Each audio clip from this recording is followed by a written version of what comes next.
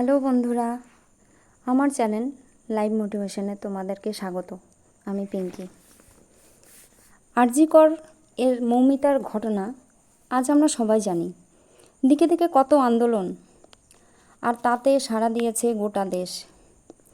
শুধু দেশ না, বিদেশের মাটিতেও এ নিয়ে আলোচনা আন্দোলন চলছে। ডাক্তার, নার্স, উকিল, শিক্ষক, সাধারণ মানুষ, ধর্ম, বর্ণ নির্বিশেষে সবারই একটাই দাবি, উই ওয়ান্ট জাস্টিস। কিন্তু আমার মনে হয় শুধু দোষীদের ফাঁসি বা সারা জীবন জেল দিলে হবে না, তাদের এমন শাস্তি দিতে হবে যাতে করে দোষীরা তিলে তিলে কষ্ট পেতে পেতে তারা যে ভুল করেছে তা যেন তারা মনে করতে করতে মারা যায়, এবং সেটা যাতে লাইভে দেখানো হয়, যাতে করে এ ধরনের পিশাচ যারা এখনও সমাজে মুখ লুকিয়ে বসে আছে তারা এ ধরনের কোনো কাজ করার আগে যাতে এই শাস্তির কথা মনে পড়ে, তবেই যদি কিছু কাজ হয়। এ সমাজে কিছু কিছু রাক্ষস ভালো মানুষের মুখোশ পরে ঘুরে বেড়াচ্ছে। তাদের কাছ থেকে আমাদের নিরাপদ রাখার দায়িত্ব আমাদের নিজেদেরই নিতে হবে। কারণ আরজি কর কাণ্ড শুধু প্রথম ধর্ষণ ও হত্যা নয়, এর আগেও ধর্ষণ হয়েছে, ধর্ষণ করে হত্যা করার অনেক উদাহরণ আছে। সেই ছোট্ট মেয়েটির কথা, সাঁওতাল আদিবাসীর মহিলার কথা, দিল্লির মেয়েটির কথা আমরা কি আজ ভুলে গেছি? না, যখনই কোনো ধর্ষণ ও হত্যার ঘটনার কথা শুনি তখনই আমাদের এদের কথা মনে পড়ে। এদের দোষীদের হয়তো বা শাস্তিও হয়েছে, কিন্তু তাই বলে আমাদের সমাজে ধর্ষণ বা হত্যা কি কমেছে?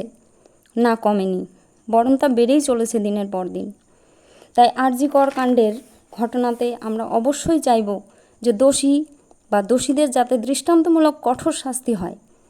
তার সাথে এটাও আমাদের মনে রাখতে হবে যে আমাদের নিরাপত্তা কিছুটা হলেও আমাদের নিজেদের নিতে হবে। ফ্যাশন হিসেবে ক্যারাটে শেখা নয়, ক্যারাটেকে যদি মেয়েরা আত্মরক্ষার কৌশল হিসেবে ভালোভাবে শেখে এবং বাস্তব জীবনে যদি তা প্রয়োগ করে তবেই হয়তো মেয়েদের লাভ হবে। তাছাড়াও আত্মরক্ষার কৌশল হিসেবে কিছু জিনিস যেমন ব্লেড, চাকু, ঝালের গুঁড়ো সঙ্গে রাখলেও হয়তো উপকার হতে পারে। আরজি কর কাণ্ড আমাদের দেখিয়ে দিয়ে গেল যে সমাজের সকল শ্রেণীর নারী, সে কর্মরত হোক বা না হোক, আজ নিরাপদ নয়। ডাক্তার যারা কিনা আমাদের জীবন বাঁচায় আজ তারাও নিরাপদ নয়, তারাও আজ চিন্তিত। অন্যদের জীবন বাঁচানোর পাশাপাশি মহিলা ডাক্তারদের আজ নিজেদের নিরাপত্তা নিয়েও ভাবতে হচ্ছে। যদি আমার মতামতের সঙ্গে আপনাদের মতামত এক হয় এবং ভিডিওটি ভালো লাগে তবে চ্যানেলটিকে অবশ্যই সাবস্ক্রাইব করবেন এবং অবশ্যই একটা লাইক করবেন। আপনাদের মতামত কমেন্ট করে জানাবেন। Thank you.